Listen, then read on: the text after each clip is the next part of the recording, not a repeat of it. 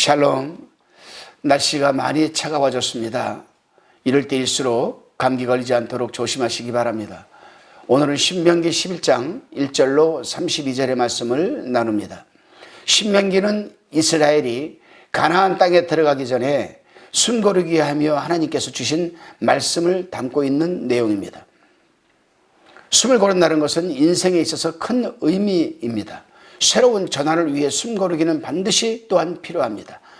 약속의 땅 가나안을 앞에 둔 이스라엘을 다루시는 하나님을 통해 우리 인생이 숨고르게 하는 방법을 살펴보겠습니다. 본문은 크게 세 단락으로 나누어집니다. 첫째 단락은 1절로 7절입니다. 출애굽 후 이스라엘이 보았던 하나님의 전능하심과 집단적으로 하나님께 항거한 고라와 다단, 아비람의 일을 자녀들에게 가르칠 것을 명하십니다. 이스라엘의 역사는 하나님의 돌보심과 사람들이 불순종으로 역사는 직조되어 있습니다. 하나님은 과거를 잊고 새로운 출발만 서두르는 분은 아니십니다. 과거를 통해 배우고 과거의 역사를 반복하지 않기를 원하십니다. 자칫 약속의 땅에 들어가는 것에만 집착하여 자신들의 과오를 잊을 경우 다시금 불순종의 역사가 반복될까 하나님은 고라당 사건을 보지 못한 자녀들에게 직접 가르칠 것을 명령하시는 것입니다. 하나님이 직접 가르칠 수 있지만 사건을 함께 경험한 이스라엘이 자신들이 과오를 직접 자녀들에게 가르치라고 명령하셨습니다. 이는 대단히 중요합니다. 그리스도인은 증인, 마르티스입니다. 증인은 본 것을 증언하는 사람입니다. 하나님의 증인으로 살아간다는 것은 나의 자녀에게 직접 신앙 전통을 공유하고 같은 실수가 반복되지 않도록 하는 것입니다. 부모 중에는 신앙교육을 교회에 위탁하는 분들이 간혹 있습니다. 죄송하지만 신앙의 가문은 교회 공동체가 세워질 수 없는 것입니다. 신앙은 부모가 자녀에게 대물림함으로 세워가는 것 아니겠습니까? 만일 부모가 세속적 가치관을 따라 하나님께 불순종하는 모습을 보고 자란 자녀가 장성하여 고라와 다단, 아비람처럼 하나님 앞에 맞설 때 과연 누구의 잘못이라 할 수 있겠습니까? 예방법은 부모들이 하나님의 말씀과 가정 안에 일어난 하나님의 사건을 가르치고 전수하는 것입니다. 이때 세상에 숨가빴던 우리 가정이 비로소 주님 안에 숨고르기를 할 수가 있는 것입니다. 두 번째로 8절로 25절 말씀입니다. 가나안 땅의 경계와 농업을 하는 방법을 담고 있고 하나님의 말씀을 듣고 따르면 하나님의 부여를 누린다고 말씀하십니다. 인간이 어떻게 하나님의 말씀을 다 따를 수 있겠습니까? 그건 현실적으로 불가능합니다. 하나님께서 이를 이루어 주셔야만 가능한 것 아니겠습니까? 그러기에 이스라엘은 하나님의 말씀을 자기 삶의 터전인 마음과 몸, 그리고 집과 일터, 관계, 그리고 자녀에게도 말씀을 기록하고 널리 알릴 것을 명하십니다. 우화를 막기 위해 말씀을 부적처럼 쓰거나 복을 빌기 위해 사용하는 것이 아닙니다. 말씀을 삶의 길라잡이로 삼고 백그라운드로 삼아 살라는 명령입니다. 하나님의 말씀은 백그라운드 삼으면 일어나는 일입니다. 25절 말씀입니다. 너희 하나님 여호와께서 너희에게 말씀하신 대로 너희 밟는 모든 땅 사람들로 너희를 두려워하고 무섭게 하게 하시리니 너희를 능히 당할 사람이 없으리라. 말씀으로 숨고르게 된 사람은 어떤 상황에서 당하거나 두려워하지 않습니다. 그래서 우리는 하나님의 말씀이 우리 삶의 백그라운드가 되어야 됩니다. 아무리 세상이 사방으로 압박해도 결코 하나님의 말씀을 백그라운드로 삼고 있는 사람은 두려워하지 않습니다.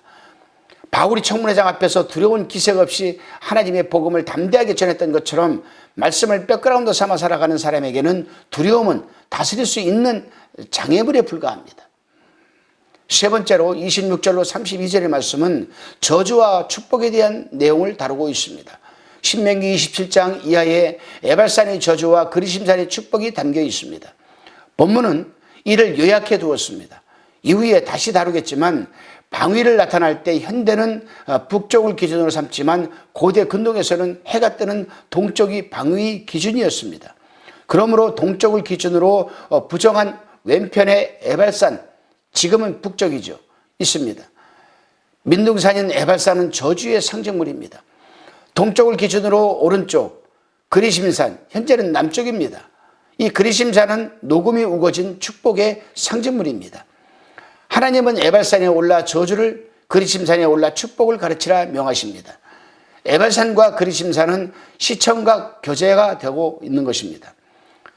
하나님의 말씀을 따르면 우리에게 그리심산이 풍요가 아닌 생명력이 주어집니다. 반대로 하나님 앞에 불순종하면 비록 화려해 보일지는 모르나 아무런 생명력도 없는 에발산처럼 민둥산으로 마감하게 되는 것입니다. 위용을 자랑했던 고관 대적들은 에발산처럼 생명이 없이 메말라 있었고 비루한 몰골이었지만 바울은 그리심산과 같은 주의 생명이 역동하고 있었습니다. 사랑하는 여러분, 하나님 앞에 나아가시기를 바랍니다. 하나님은 자신의 뜻을 따르면 복을 내리고 뜻에 어긋나면 가차없이 파괴하는 괴팍한 분이 결코 아니십니다. 하나님은 우리를 너무나 사랑하시기 때문에 축복과 저주를 보여주시고 우리의 선택을 믿고 맡겨주시는 넉넉한 분이십니다. 선택의 여지는 우리에게 있는 것입니다. 그래서 하나님은 우리 인간에게 자유의지를 주셨습니다. 선택을 무엇으로 하든 그 자유는 우리에게 있습니다. 우리가 잘못하여 저주의 길로, 심판의 길로 달려도 우리 몫입니다. 우리가 선택합니다. 그렇지만 하나님은 그러한 우리를 버리지 않으시고 역사 속에 뛰어들어와서 온몸으로 십자가에서 죽음과 저주, 수치를 막아내 주신 분이십니다. 결코 말로만 에발산을 선택하든 그리심산을 선택하든 맡겨두시는 분은 아닙니다. 실물 교수로 우리에게 직접 십자가에 달려 돌아가시면서 우리에게 보여주셨습니다.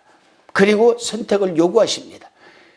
그리심산을 선택할 것이냐, 에발산을 선택할 것이냐.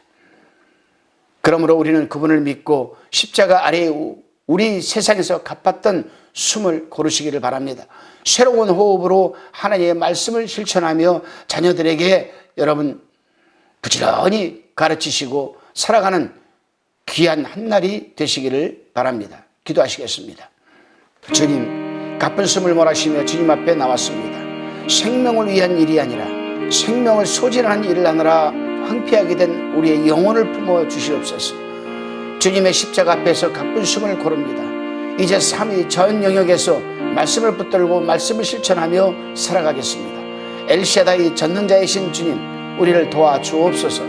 예수 그리스도의 이름으로 감사하며 기도드리옵나이다. 아멘.